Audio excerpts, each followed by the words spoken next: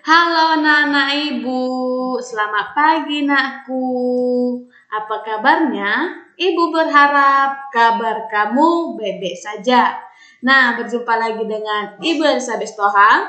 Di sini Ibu akan menyampaikan materi pembelajaran kita yaitu tema 3B, menyayangi tumbuhan dan hewan. Subtema 4, menyayangi hewan, pembelajaran 2. Adapun tujuan pembelajarannya yaitu yang pertama, kamu dapat menuliskan daftar pertanyaan tentang cara merawat hewan dengan benar. Yang kedua, kamu dapat menuliskan tugas anggota keluarga dalam merawat hewan. Nah, sekarang perhatikan baik-baik ya nakku. Paman Tony memelihara kelinci. Kelinci peliharaan Paman Tony memiliki 2 anak kelinci. Paman Tony kemudian memberikan 1 anak kelinci kepada Tony untuk dipelihara. Tony merasa gembira memperoleh anak kelinci yang lucu. Tony belum pernah memelihara hewan di rumahnya. Oleh sebab itu, Tony ingin bertanya kepada temannya yang bernama Deli. Di rumahnya, Deli memiliki beberapa ekor kelinci peliharaan. Tony pun menulis beberapa pertanyaan yang berkaitan dengan cara merawat hewan peliharaan.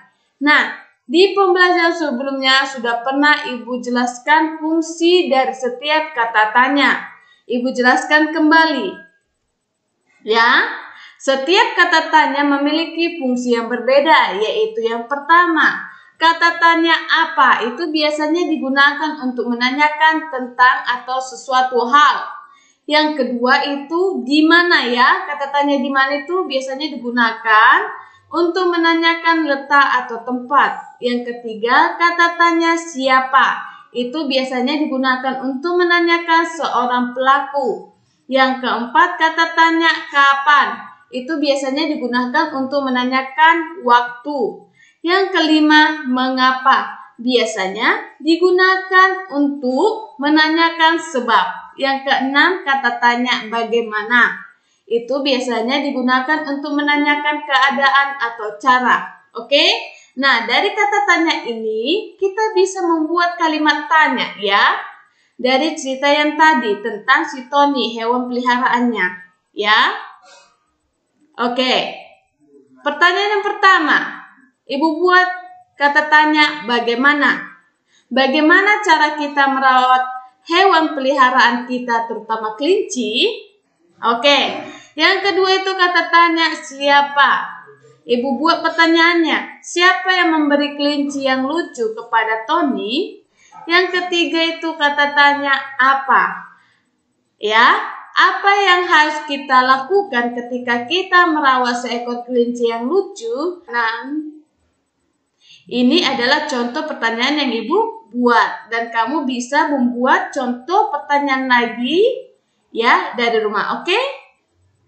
Oke, baiklah. Tony memelihara kelinci pemberian paman dengan baik. Tony dibantu ayah dan ibu dalam merawat kelincinya. Ibu membantu Tony menyiapkan makanan kelinci. Ibu membeli sayuran dan wortel di pasar. Ibu kemudian menyiapkan makanan kelinci di dalam wadah. Setelah makanan siap, Tony bertugas memberi makan kelinci. Tony memberi makan kelincinya pada pagi dan sore hari. Kandang kelinci juga dibersihkan dengan teratur. Ayah yang membantu Tony membersihkan kandang kelinci. Mereka membersihkan kandang kelinci seminggu sekali. Ayah juga membantu Tony membawa kelincinya ke dokter jika sakit. Karena dirawat dengan baik, kelinci Tony pun tumbuh sehat dan lincah. Oke, jadi dari cerita tadi kita tahu bahwasannya di keluarga Tony mempunyai tugas masing-masing. Nah, begitu juga dengan anak-anak ibu seluruhnya, pasti mempunyai tugas masing-masing di rumah.